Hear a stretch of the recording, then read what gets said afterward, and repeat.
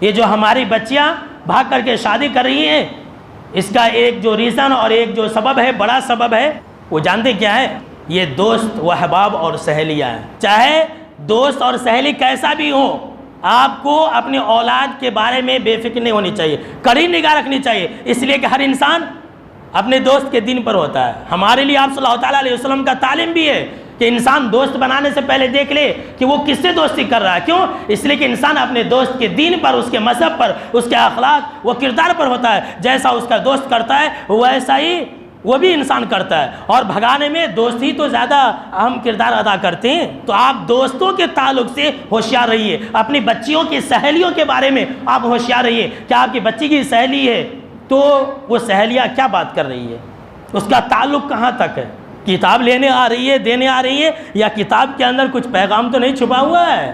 جی ہاں، یہی ہو رہا ہے۔ ہمارے بچے جو بگڑ رہے ہیں میرے دوستوں، اس کا ایک سب سے بڑا کردار جانتے ہیں؟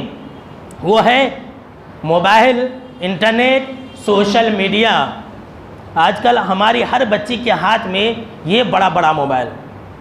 جو باپ ہے سنیے میری باتوں کو، جو باپ ہے جو موبائل خرید کر کے لا کے دیا، اسے موبائل چلانے نہیں آتا ہے، اس کے بعد چھوٹا موبائل ہے 1100 نوکیا کا چھوٹا موبائل کون سا کی ایک ہے جو باپ ہے، اور جو بچی ہے اس کے پاس 15,000 کا موبائل ہے۔ اور موبائل کے اندر بھی بچے کیا دیکھ رہے ہیں وہ ہم اور آپ اندازہ نہیں لگا سکتے، ہم اور آپ سوچ بھی نہیں سکتے ہیں۔ لہٰذا یہ موبائل اور انٹرنیٹ اور سوشل نیٹ ورکنگ جتنے بھی ہیں، فیس بک، انسٹاگرام، آپ اپنی بچیوں کو آج ہی یہ نصیحت کریں کہ وہ فیس بک نہ چلائیں، فیس بک کو ڈیلیٹ کریں، اور واٹس اپ وغیرہ سے بھی ذرا بچ کے۔ تو یہ موبائل اور انٹرنیٹ اور سوشل نیٹ ورکنگ جتنے بھی ہیں یہ سارے بہت ہی ڈینجر ہیں۔ ایک واقعہ میں نے دیکھا، اب پیپر کے اندر پڑھا کہ فیس بک کے اوپر ایک آدمی نے ایک لڑکی سے کانٹیکٹ کیا، چیٹنگ کی، باتیں کی، 6 مہینہ سال بھر ایسا چلتا رہا، ملنے کا وعدہ ہوا۔ جب وہ ملنے آئے تو دونوں میاں بیوی نکلے۔